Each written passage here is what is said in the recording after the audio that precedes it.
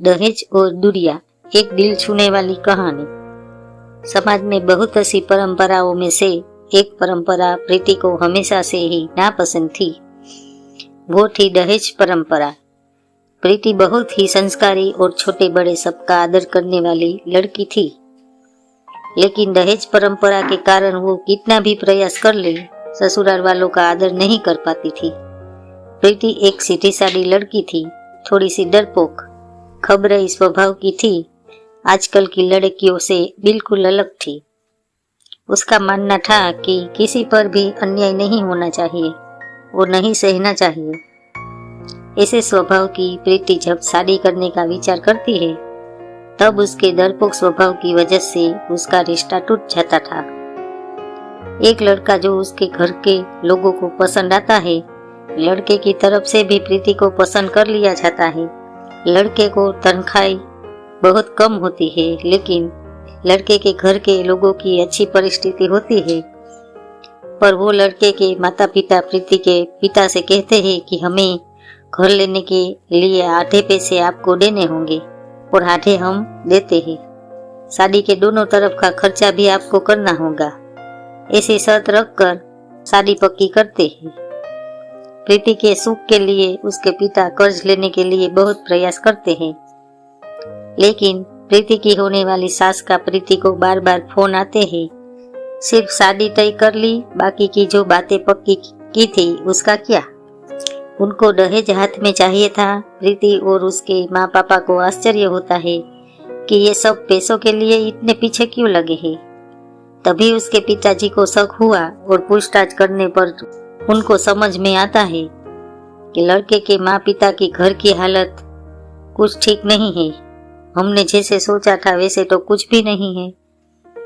लड़के वालों ने जो बायोडाटा बनवाया था वो झूठा था। लड़के को तो तनख्वाह है नहीं, लड़के को तो तनख्वाह है ही नहीं। लड़के के पिता जैसे तैसे काम करके घर का खर्चा चलाते थे।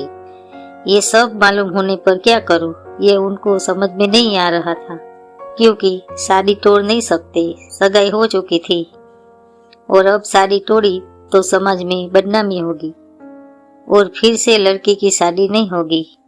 इस डर से उन्होंने भी शादी तोड़ने का विचार मन से निकाल दिया और उसमें सकारात्मक बाजू देखकर, जैसे लड़का होशियार है तो वह जिंदगी में भागदौड़ करके जिंदगी में अच्छी नौकरी पा ही लेगा और लड़की को सुखी रखेगा। जो हमने आधे पैसे फ्लैट के लिए दिए हैं वह लड़की को ही मिलेगा। यह सब बातों का विचार किया और जैसे तय किया था वैसे ही शादी हो गई। प्रीति के पिता ने दोनों तरफ शादी का खर्च भी उठाया और लड़के के पिता को दहेज की रकम भी दी। शादी होने के बाद लड़का होशियार होने के कारण उसे अच्छी नौकरी मिली। जब फ्लैट लेने की बात आई तो प्रीति के ससुराल वालों ने उन्हें पूरी रकम देने के बजाय 20 लाख के बजाय 5 लाख ही दिए। खुद के पास से तो दूर, उसके पिता ने दिए हुए पूरे पैसे भी उन्हें दिए नहीं और घर आने तक प्रीति के पिताजी ने दिए हुए पैसों का ब्याज भी खुद के पास रखा। यह सब बातें तो प्रीति को खटक रही थी। उसने यह सब बातों का प्रश्न पूछने का बहुत प्रयास किया, लेकिन उसे उत्तर नहीं मिला। प्रीति डरपोक जरूर थी, लेकिन अन्याय सहने वाली नहीं थी। उसने हर समय सवाल और जवाब का हिसाब मिलने की अपेक्षा ना होने के कारण उसे ससुराल वालों के लिए जरा सा भी आदर उसके मन में नहीं था।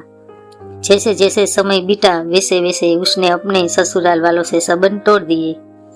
वह घर आते तब वो उनसे अच्छे से बर्ताव करती थी, लेकिन कभी भी मन से उनका कुछ भी काम नहीं करती थी। और वह जब गांव में रहते थे तब कुछ भी होता था तो वह पूछना तक जरूरी नहीं समझती थी, पर उसके ससुराल वालों को इसका कोई फर्क नहीं पड़ता था। जैसे समय बीतता गया वैसे उनमें बातचीत और अपनापन रहा ही नहीं। रिश्तों में दूरियां आने लगी। सच में दहेज के कारण रिश्ते टूटते हैं तो दहेज लेना कहाँ तक सही है। हालात तुम्हारे खराब है इसलिए लड़की वालों से पैसा लेने कहाँ तक अच्छी बात है। लड़की के माँ बाप भी उसे सिखाते हैं, बड़ा करते हैं और लड़की दूसरों के घर जाकर उनके घर के लिए जिंदगी भर मेहनत करती है। उसके माँ बाप की उससे कोई भी अपेक्षा नहीं होती। ऐसे सभी विचार प्रीति के मन में हमेशा घर कर जाते थे।